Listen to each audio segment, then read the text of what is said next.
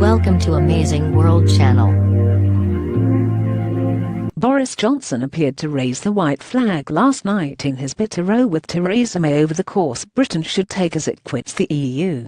The Foreign Secretary suggested he would not protest a transition deal with similar terms to existing EU membership, just days after agitating against just that.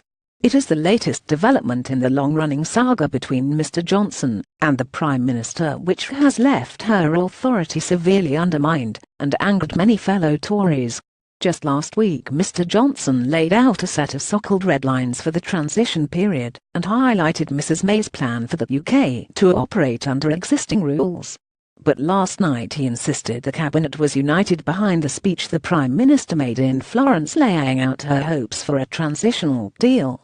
Asked on Newsnight whether he would be loyal in his speech to the Conservative Party conference in Manchester on Tuesday, he suggested he would.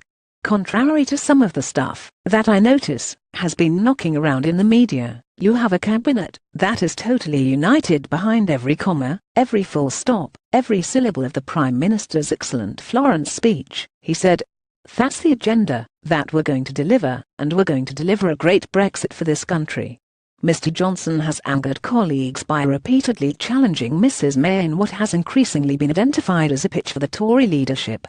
Yesterday he faced veiled rebukes from Chancellor Philip Hammond, Defence Secretary Michael Fallon, Scottish Tory leader Ruth Davidson and Health Secretary Jeremy Hunt, among others.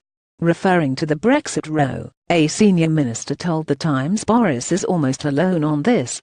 Priti Patel has gone silent, Chris Grayling is pragmatic, and Michael Gove seems sensible. There is no obvious groundswell of support. And Tory grandee William Hague, in his column for the Daily Telegraph, said there was a hunger for the necessary unity including from the Foreign Secretary. Allies of Mrs. May told The Times she had ruled out sacking the Foreign Secretary, but added there are better ways to cause someone misery. David Davis to resign after Brexit elsewhere. The Daily Telegraph said Brexit Secretary David Davis was planning to stand down at the end of negotiations in 2019 to allow others to oversee the interim deal. But a source close to the cabinet minister reportedly dismissed the claims, adding this was a light-hearted remark underlining the fact that we will be leaving the EU in March 2019,